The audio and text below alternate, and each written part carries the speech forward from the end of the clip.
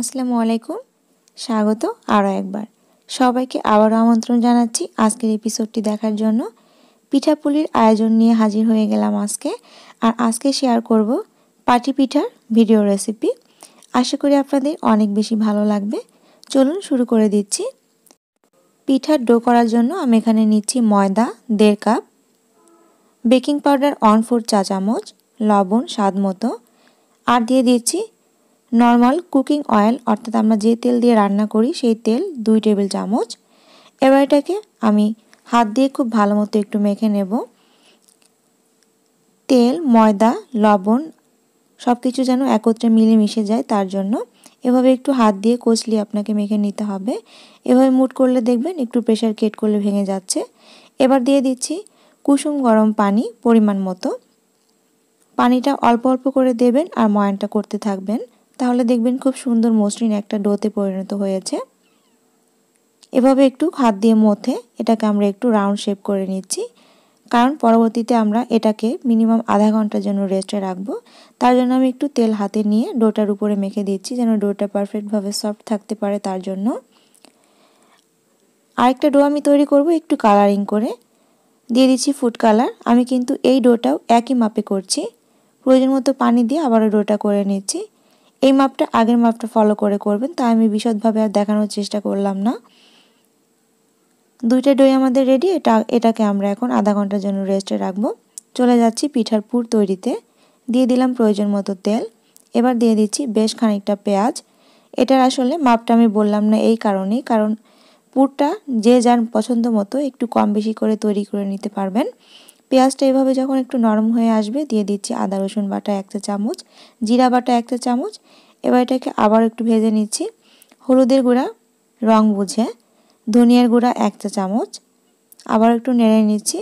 অর্থাৎ আমরা তরকারি যেভাবে রান্না করি ঠিক সেভাবে একটু কষিয়ে নিচ্ছি। স্বাদ মতো লবণ দিয়ে দিলাম।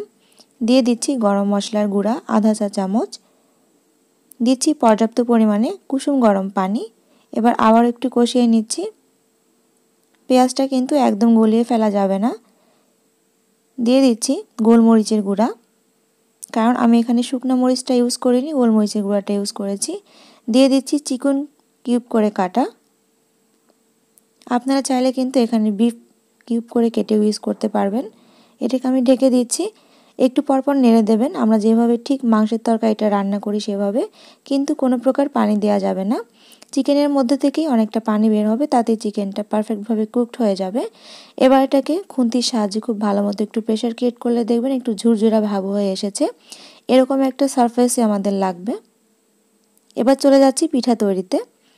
ডোটা আমি সমান কয়েকটা ভাগে ভাগ করে নিচ্ছি। এখানে মোট 5 পিস পিঠা হবে। আমি একটা পিসকে আবারও পরবর্তীতে একটু ভাগ করে নেব। এবার এই ডোটাকে আমরা একটু রুটি বেলে নিচ্ছি। প্রয়োজনে একটু তেল ইউজ করতে পারেন, কিন্তু কোনো প্রকারে কিন্তু শুকনো ময়দা আর ইউজ করা যাবে না। বেশ একটা পাতলা আপনাকে রুটিটা বেলে নিতে হবে। দুইটা ডো দিয়ে দুইটা সাইজের রুটি বেলতে হবে, অর্থাৎ একই সাইজের রুটি হবে কিন্তু একই মেজারমেন্টে আপনাকে রুটি দুইটা বেলে নিতে হবে। একটা রুটির উপর আরেকটা রুটি রাখতে হবে। আর রুটি দুইটা কিন্তু আমি চৌকা করে একটু লম্বাটে শেপ করে কেটে নিয়েছিলাম। এটা আসলে দেখানোর কিছু নেই, এর জন্য আমি বিশদভাবে আর দেখাচ্ছি না। এভাবে দুইটা সাইড একটু আটকে দেবেন। এবার দেখুন পাটিটা আপনারা কিভাবে তৈরি করবেন তার প্রসেস। চাকু দিয়ে দুই সাইডের যে বাড়তি অংশটা ছিল সেটাকে আপনারা জাস্ট একটু ফিতার মতো করে কেটে নেবেন। আর খেয়াল রাখবেন একটা সাইডে যে কটা ফিতা হয়েছে অপর সাইডে কিন্তু একই রকম কয়েকটা ফিতা হতে হবে। অর্থাৎ একটা সাইডে যদি 5টা ফিতা আপনি তৈরি করেন, অপর সাইডে কিন্তু আপনাকে 5টা ফিতাই তৈরি করতে হবে। একটা সাইডের প্রত্যেকটি ফিতা আমি তুলে দিলাম। এবার দেখেন একটা ফিতা থাকবে, একটা ফিতা তুলে নেব। এভাবে করে অল্টারনেটিভভাবে আপনাকে ফিতাটা তুলতে হবে আর একটা ফিতা অ্যাড করতে হবে। ভিডিওটা দেখে নিশ্চয়ই অনায়াসে বুঝে যাবেন। আর খেয়াল রাখবেন প্রথম ধাপে যখন ফিতাগুলো তুলবেন, প্রথম ধাপে যেই ফিতাগুলো তুলেছিলেন সেই ফিতাগুলো কিন্তু দ্বিতীয় ধাপে আর তোলা যাবে না। একটু বিশদভাবে দেখার চেষ্টা করেন, তাহলেই কিন্তু বুঝে যাবেন। দেখেন আমি এই ধাপে এই ফিতাগুলো টেনে দিলাম, আবার শেষের ধাপ দিয়ে একই প্রসেস ফলো করে কিন্তু আমি কাজটা করে নিচ্ছি। ব্যাস, আমাদের পাটি পিঠাটা একদম কমপ্লিট।